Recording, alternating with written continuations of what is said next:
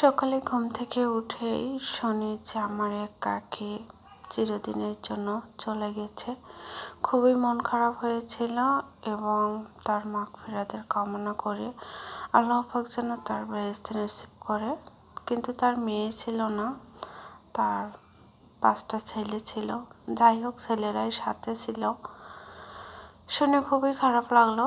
আসসালামু আলাইকুম, কেমন আছেন সবাই? আমি বেশ কয়েকদিন অসুস্থ ছিলাম, যার কারণে আমাকে মেডিকেলে যাইতে হচ্ছে। আর বাড়িতে ফোন দিয়েছিলাম, দিয়ে বললাম যে আমার ছোটো বোনটাকে আসার জন্য। সে খুব সকালে রওনা করছিল, এই জন্য ভাবছিলাম যে শুটকি মাছ দিয়ে বেগুন আলু দিয়ে রান্না করব, একটু আমডাল রান্না করব। যেহেতু আমার আবার মেডিকেলে যাইতে হবে, এই জন্য আমার প্রত্যেকটা দিনই মেডিকেলে যাওয়া লাগে। অনেকগুলো করে পরীক্ষা দেয়। আসলে ডাক্তারদের মধ্যে ভালো কিংবা খারাপ আছেই, কিন্তু কিছু ডাক্তারদের ব্যবহার এবং এত সুন্দর করে কথা বলে মনে হয় যে অর্ধেক সুস্থ হয়ে গেছি, আসলে এরকম। তো বেশ কয়েকদিন আমার খুবই মন খারাপ ছিল, কেননা ডক্টর আমাকে আজ অ্যাডমিট হইতে বলছিল খুলনা মেডিকেলে।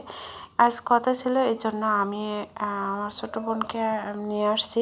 যেহেতু আমি যদি মেডিকেলে ভর্তি হই তাহলে আমাকে দেখাশোনা কে করবে, এর জন্য। আর রবিবারে ওটি করতে চাইছিল, কিন্তু আল্লাহ সে অশেষ রহমতে ইনশাল্লাহ সব কিছু ভালো। এটা পরে বলবো আপনাদেরকে। আমি তড়িঘড়ি করে শুটকি দিয়ে বেগুন দিয়ে রান্না করলাম, আর শুটকিগুলো সুন্দর করে ভেজে কুচাই গাছাই নিয়েছি। এই যে আমার রান্না হয়ে গেছে, যেহেতু সারাদিনের জন্য রান্না করেছি, তো এই জন্য। আর এই যে আমডাল রান্না করেছি, তবে আজ আমডালটা অনেক মজা হয়েছিল। তারপরে এটা রান্না বান্না করে সব গোছগাছ করে, এটা একটা পুডিং ছিল, ডিমের পুডিং। কিন্তু ভাবিটা খুব সুন্দর করে তৈরি করে, এর আগেও কিন্তু অনেক সুন্দর হয়েছিল।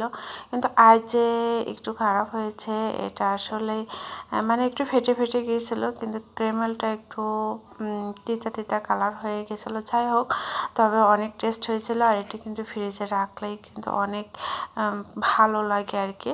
তো এই যে একটু ফেটে গিয়েছিলো, কিন্তু ভাবির মন খারাপ ছিল। আমি বললাম ঠিক আছে, সমস্যা নেই। তারপরে বাইরে থেকে আসার পরে 2 বোনের জন্য 2টা আইসক্রিম নিয়ে আসলাম। আইসক্রিম নিয়ে আসার পরে এই যে ওটাও খেয়েছে, আর আমারটা আমি খাচ্ছিলাম এই যে বসে বসে।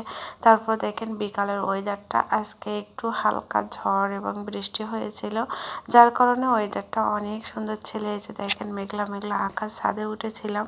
যেহেতু আজ মনটা অনেক ভালো, আলহামদুলিল্লাহ। 5 জন ডক্টর মিলে বহুত বেশি আমাকে একটা রেজাল্ট দিয়েছে। এটা অন্য এক সময়ে বলবো, আপনাদের সাথে শেয়ার করব, কেননা দৈনন্দিন জীবনে সব কিছুতেই শেয়ার করা হয়। আজ এই পর্যন্ত। সবাই ভালো থাকবেন, সুস্থ থাকবেন। আল্লাহ হাফেজ।